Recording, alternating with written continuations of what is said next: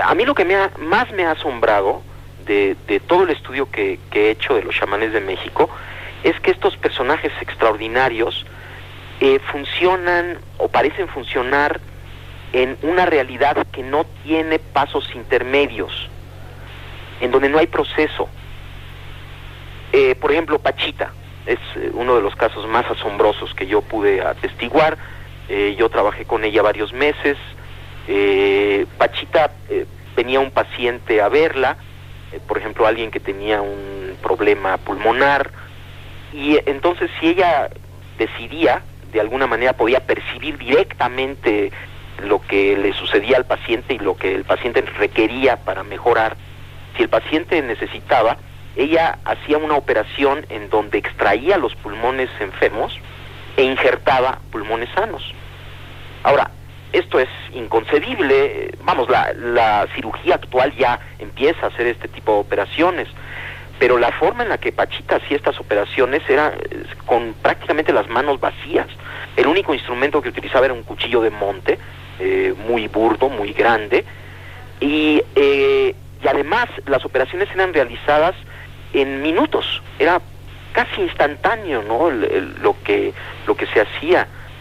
Y yo cada vez que veía esto y otras operaciones que están descritas en este libro que usted acaba de mencionar, me asombraba cada vez más de la inexistencia de pasos intermedios.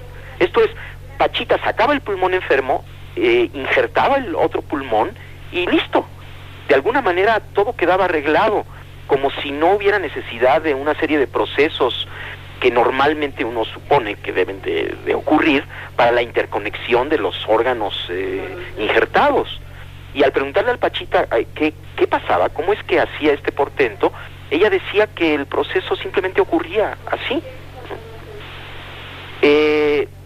No solamente operaciones de pulmón, sino de corazón, de cerebro, cosas verdaderamente extraordinarias, siempre tenían esta característica en donde parecería que Pachita estaba localizada como ser sentiente, como ser sensible, en un nivel de la realidad en donde lo que ella deseaba ocurría. No había ningún mecanismo aparente, ¿no?, entre su deseo y la realización del deseo. Y si su deseo era materializar un objeto, el objeto aparecía mágicamente de la nada, o si su deseo era desaparecerlo también ocurría.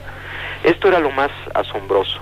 Y a mí, a lo que me ha llevado después de muchos años de reflexión, este portento, ¿no?, que hacía Pachita, y otras cosas que han hecho otros chamanes, que sería muy largo de platicar. Esto lo he publicado en México en 7 volúmenes que se llaman Los Chamanes de México.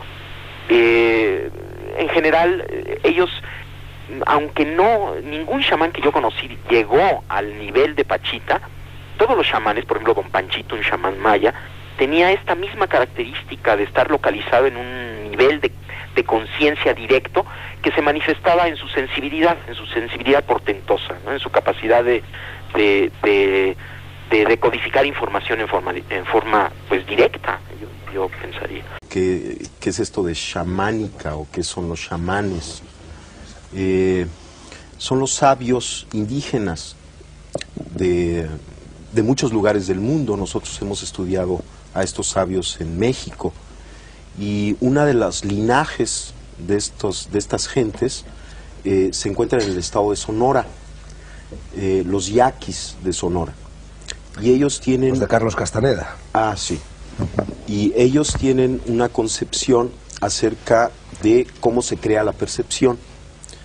Se interesan fundamentalmente en explicar o en tratar de explicar cómo aparecen las imágenes, cómo aparecen los sonidos, cómo aparecen los diferentes niveles de la realidad.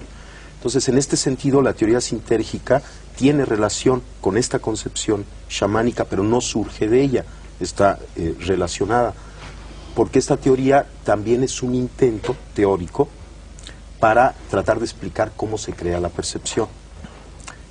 Pero la nomenclatura que utiliza es diferente a la que utilizan los chamanes, aunque las conclusiones son muy similares. La teoría sintérgica afirma que existe una organización básica del espacio. Esta organización básica sería como una matriz, un enrejado, una celosía, cuyo estado fundamental es de total coherencia y simetría. En esto está de acuerdo también la física contemporánea. Cualquier modificación en esta matriz fundamental del espacio, un instrumento físico la detecta como una partícula elemental. Entonces el instrumento detecta que hay algo que aparece contra un fondo estable de total coherencia, y los físicos y las gentes que conocen lo que significa la medida del instrumento hablan de la aparición de una partícula elemental. La idea es que las distorsiones de la latiz, sobre todo las distorsiones complejas, son lo que podemos denominar objetos. La teoría sintérgica afirma que el cerebro humano es capaz de distorsionar la estructura de la latiz en la forma más compleja conocida en el universo. Y esta distorsión compleja de la latiz constituye la realidad perceptual. De tal forma que cada una de las actividades neuronales constituye una microdistorsión de la latiz. Y puesto que el cerebro humano contiene alrededor de entre 10.000 y 12.000 millones de elementos neuronales, cada microdistorsión, cada alteración de esta estructura básica del espacio interactúa entre sí, formando una macrodistorsión compleja, a la que la teoría le llama el campo neuronal. De tal forma que la hipótesis fundamental de la teoría sintérgica es que la percepción surge como resultado de la interacción del campo neuronal con la latiz del espacio. Existen diferentes niveles de interacción entre el campo neuronal y la latiz, y cada uno de estos niveles constituye o se asocia o se percibe como un nivel diferente de conciencia. Por ejemplo, existe la conciencia auditiva, la conciencia visual, son diferentes tipos de conciencias, y la teoría afirma que cada una de ellas está relacionada con los parámetros de esta interacción entre el campo neuronal y la latiz. Yo quisiera dar dos consejos, pero antes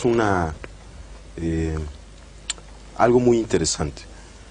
Salvador y yo fuimos testigos de un evento extraordinario. Y vamos, yo soy un científico, yo tengo un laboratorio, estudio la actividad cerebral, la fisiología cerebral, y me invitaron a conocer a esta mujer Pachita y a sus operaciones. Y lo que yo vi ahí, en principio, contradecía todo concepto y todo conocimiento que yo tenía acerca de la realidad. Y a mí lo que me enseñó esto que vi, que Salvador pues lo estaba describiendo, y que yo fui testigo también de aquello, lo que me enseñó es que yo no puedo decir cuál es el límite de la capacidad humana. A partir de esa experiencia yo no me atrevo a decir el ser humano no puede hacer esto, o el cerebro tiene tal límite en su potencialidad, sino que parecería que estamos dentro de un continuo extensísimo y no conocemos cuáles son los extremos de este continuo.